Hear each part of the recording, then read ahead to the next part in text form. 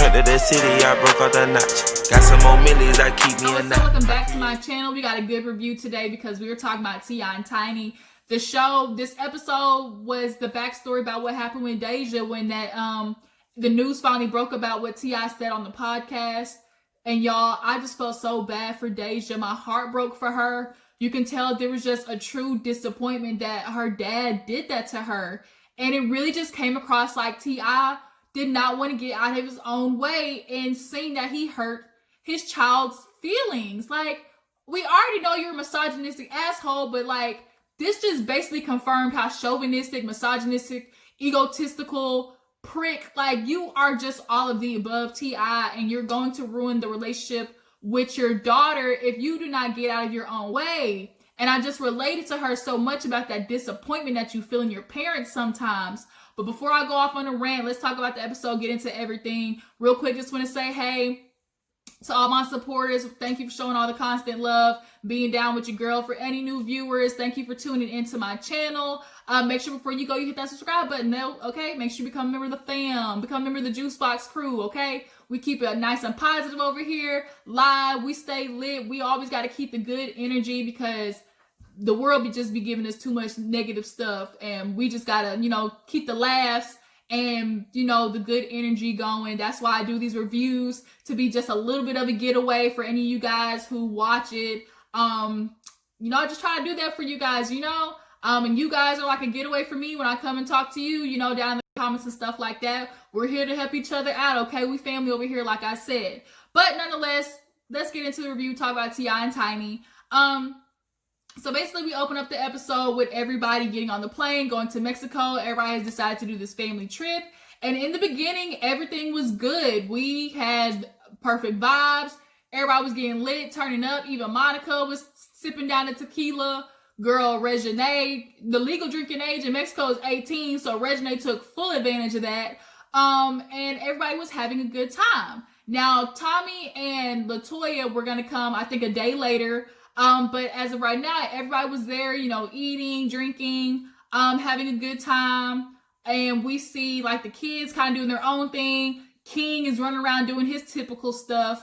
I just laughed because before they left, we see the part where Major decided to stay because he had like a school project. So Messiah was like, yeah, I'm gonna stay too. I gotta study. And T.I. was like, oh, Major prioritized school. Messiah prioritized school. King, you ain't prioritized shit. And it's like, I kind of see how T.I.'s constantly always making jokes in regards to King because he just knows his son.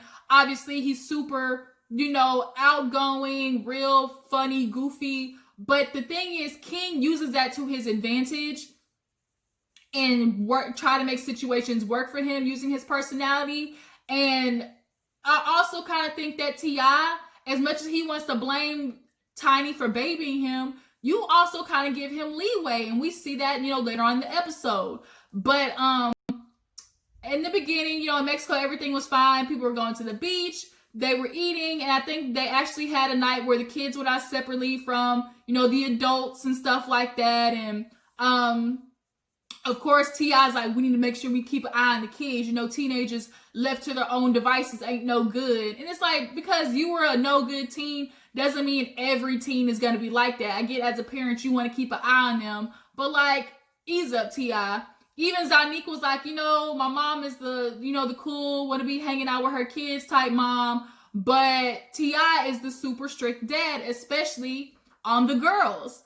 So then we see a little cute section where Monica decided that she wanted to do a nude photo shoot. She's like, look, my divorce is finally, the papers are signed off, the whisk finally getting, approved and stuff like that. So she's ready to basically reset, become a butterfly, bloom, all types of good stuff. And she's like, I can do it now because I ain't got no man. Before, if I had a husband, I would have had to ask for permission, but now, not today. So she tells her, friends and her photographer that she wants to do a nude shoot. And they're like, okay, Monica, like, shoot, I guess you reborn. And I'm glad to see Monica, like, outgoing like this. We always kind of see her typically composed, always keeping it, mellow. But this, you can tell this episode, she's like, what, fuck it, I'm going to go along with it. So before she does the shoot, they were joking about her mom because her mom is super kind of like Christian, hardcore. And the photographer who's her friend was like, girl, look, if your mama, I ain't tell her I ain't did it. And literally as she said that, her mom ends up calling. Monica's mom called. She's like, was God having a conversation with mom? Like, girl, you better call Monica. She can ready to do some dumb stuff. She about to sin. But she tells her mom, and she's like, man, girl, quit playing. Little do you know, no, Monica's out here ass naked. But the shots were beautiful. They were classy. They had nice little shadows on it. Very good. And Monica actually showed the pictures to the ladies when they went out to the club. And all the girls were like, okay, Monica, like, we see how you get down. You're really trying to, live your life, YOLO, ball out. So Tommy and LaToya actually end up coming later. They're excited to be on this trip now that they're, refreshed and vibing better after counseling. Tommy admitted, I was kind of being an asshole and I, had a lot of stuff to make up for, but they're finally back in the groove. So this trip is coming right on time for them. So they come, they're trying to catch up with everybody at the club. They have a cute little scene where they go to the beach. Tommy set up something for her. He thought he was about to go kayaking, and literally this minute he stepped in it, the damn boat turned over. So Toya was like, nah, you can have it. But they were sitting on the beach, talking to each other, just saying how much they appreciate each other. Of course, Tommy's trying to have a quickie on the beach. LaToya said, hell no, we are not getting sand in none of these cracks. So they were able to run back to the room so they get a quick fuck in before everybody else come back to the house. So then things start turning for the worse. So the next day, everybody's going on the yacht and everybody's having a good time. They're on the beach. Like, Eris is super cute talking about, I'll fight the shark. It was so cute. And then out of nowhere, you hear ding, ding, ding, ding, ding, ring, ring, ring. Like, phones are going off. And everybody's like, oh, shit. Like, wow. And Deyjah was clearly out of the know because I guess she didn't have her phone. But everybody in the confessional was like, ugh. Like, Toya was even shaking her head. You could tell she was not agreeing with it at all. Monica was like, damn, I feel bad for Deyjah. And now everybody's like, somebody was like, hey, what happened? Like, why is everybody quiet? So now at this time, everybody's like, who's gonna tell Deyjah? Reginae was like, damn, come on, Tip, like, really? So they get back to the beach. Deyjah gets filled in, and you can tell her poor little heart is broken. She's embarrassed. Like, her dad let her down, period. T.I. doesn't know this. So the mom, she's like, look, I'm gonna go talk to T.I. He's in there playing games with his homie, playing cards or whatever. And the mom comes by and was like, Tip, you took Deyjah to the gynecologist? He was like, yeah. And he's like, but how do you know this? She's like, nigga, you all over Google. I'm seeing you everywhere. I can't get on my phone without your name popping up. So she's like, you need to talk to your daughter. For him, he's like, I don't need to talk to her until, she says there's a problem. So until she says there's a problem, I'm not concerned about it. And it's like, wow, like, he really is full of himself. He does not understand what he just did. Emotionally, what you just did to your daughter. So the mom gets up and she's like, you need to fix it. Like, no, like, I'm not doing this. Tip, you were absolutely out of line. He's like, I'm not going to apologize for being me. And in his confessional, he's like, I told a joke laced a little bit with the truth. And he's like, it's blown out of proportion. It's not really what they're trying to make it seem. And Deyjah actually confirmed in her confessional that, since she was 14, he had taken her a couple of times to the gynecologist to check on her, to make sure she was still a virgin, basically. And when he was talking to his homie, he was like, yeah, you were a parent, we just try to do the best, but, you needed to talk to Deyjah. And he's like finally checking his phone. He's like, oh, well, here it goes. It's coming in. So now the mood of the trip has totally shifted. Deyjah is just distraught. She's hurt, heartbroken. She already feels like she's not a part of the family. She admitted sometimes she feels like I feel like I'm invisible sometimes. She's like, I don't have the music thing. I'm not an entertainer. She kind of feels out of place. Everybody in that family is super outgoing besides kind of Messiah, Major, and Deyjah are the more introverted ones. And of course, she just kind of feels like the oddball out. And now, on top of that, she's getting excluded into this whole situation by herself. So now it's making her feel even more, like disconnected from the family. So her cousin decides to take her out to the beach and talk to her, check on her. And she's like, Deyjah, how are you feeling? She's basically like, I can't even look at him. I don't even know what to say. I'm just trying to put it in the back of my head. That's what I've been doing since I was a kid. And she's like, Deyjah, that's not healthy. Like, she's like, I know that, but it's just easier that way. And she's like, I feel bad because you're a celebrity's kid and your stuff is always out on Front Street. How are you going to process this? And she's like, I just don't know. Me and my dad's relationship has always just been like, okay. You can tell she and Tip don't really get along because you can tell that Deyjah is off-put by his extreme assertiveness and his, constantly being the king, always the right one that has the answers. And unfortunately, I know all too well how it feels to be a child of a man like that who knows all the answers and is constantly right. That shit gets annoying. And as a kid, you don't really see it, but when you're older and you start trying to live life and you start realizing your parents don't know everything, it's kind of like off-putting, like, damn, like my parent really thinks like that. So she is like, I don't know if I need to talk to him. Or no, the cousin was like, well, you need to talk to him. She's like, there's no point. There's no getting through to him. And she already knows. She can say whatever she wants to say about how much he hurt her feelings. He's never going to think he was wrong doing that. So Deyjah's like, why even waste my breath? And finally she starts breaking down crying. And she's trying to hold it back. But you can just tell that girl has been holding in a lot of stuff. And I feel so bad for her. And now it's just hella awkward. So Tip is kind of just basically saying, oh, the world is making a bigger issue than what it is. Why is it so much of a problem to them than it is to me? Everybody's making a problem, but still Deyjah hasn't said nothing.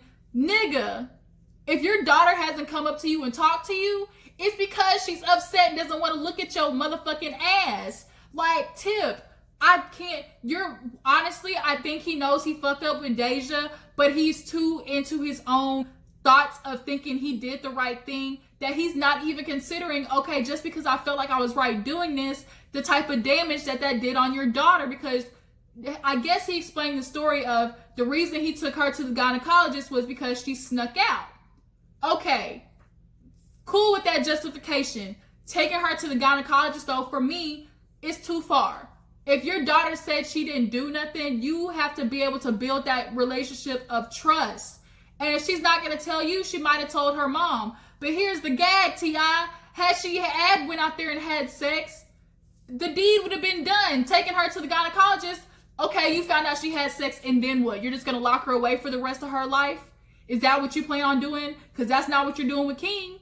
You have no problem joking about King, being the baby daddy, bringing girl home pregnant real soon because you know your son. And you know he has the gift of gab, and you have no problem with him out there defiling other women when you feel like that's happening to your daughter. But instead of teaching your daughter of the type of man she should be looking for, or the type of man when she feels she's ready to give her body to somebody, who he should be and how he should treat her, instead of doing that, you're already punishing her for something she hasn't even done yet. Like, the fuck? So then, it's the next morning, it's breakfast time, and everybody's just kind of sitting down, like, in quiet, in silence. Tiny feels like, she's not my daughter. I kind of want to sit back on this one. I got a good relationship with Deyjah, but, I'm going to let the mom and T.I. handle this. So now T.I. is being an asshole. How are you doing, Regine? Regine was like, Tip, nope, don't pull me in it. Don't do it. He's like, King. He's like, I'm fine. He's like, Zanique, you staying out of trouble? She's like, yeah. You staying out of trouble, Dad? He's like, and everybody's looking at him. He's like, yep, I think so. And Deyjah rolled her eyes so motherfucking hard You can tell she's so sick of this man. And she's just kind of looking like in disgust, pure disgust. And so T.I. was like, Deyjah, how are you feeling? Like, what's going on? And she's like, what? Like, bruh, like, are you kidding me? Obviously, I'm pissed off right now. And he could have pulled Deyjah to the side. He could have talked to her, anything.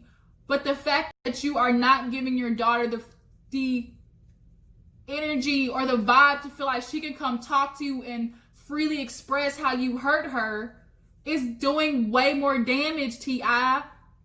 And you have your son out here going crazy, having sex already, obviously, and you're joking about it. Your son could go out there and be you, basically. Your son is going to be you ×2, but you have no problem with that. And you don't teach your sons how to be the man that you want your daughter to be looking for one day. It's okay for your son to go out there and wild out, but it's not okay for your daughter to go out there and experience things because, oh, once she has sex, that's it for her. She's a slut. She's, out there losing and no man's going to want to be with her. Now you put out there that she's a virgin, and that's going to make men come to her even more because men are weird like that. And she's embarrassed because now her whole business is out there on Front Street and you are not addressing it. I think T.I., and then he does, of course, we all know about, he did the red table talk. Jada, it was pointless. It was absolutely pointless. They did nothing at that talk. They did not ask T.I. what's the difference between him, the daughter, and the son. Like, they weren't going hard enough on him.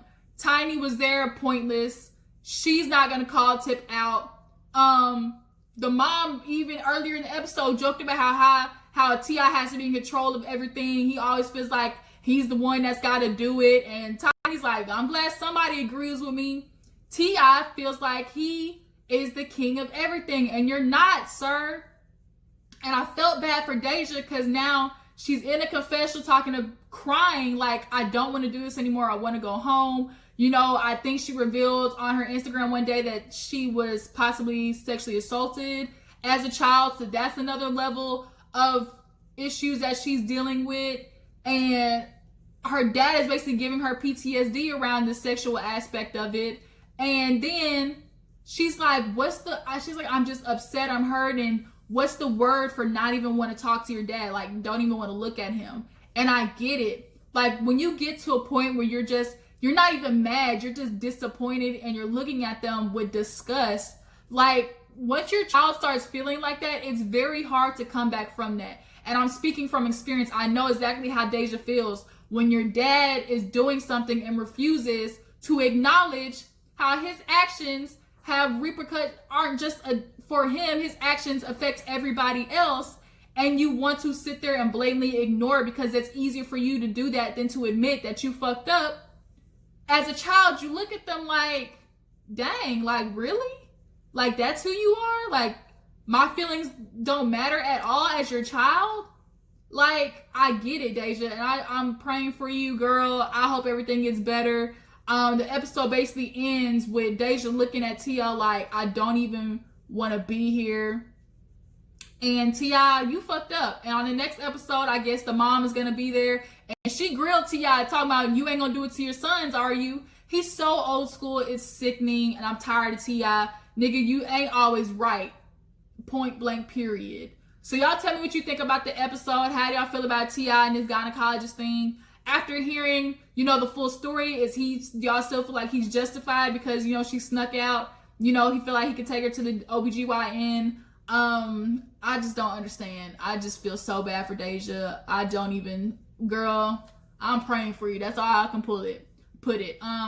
But yeah, real quick, I'm gonna get into an episode of Daily Squeeze right after this. So thank you guys for tuning in. Before you go, make sure to like this video, subscribe to my channel, and I'll check all you hoes later. Deuces.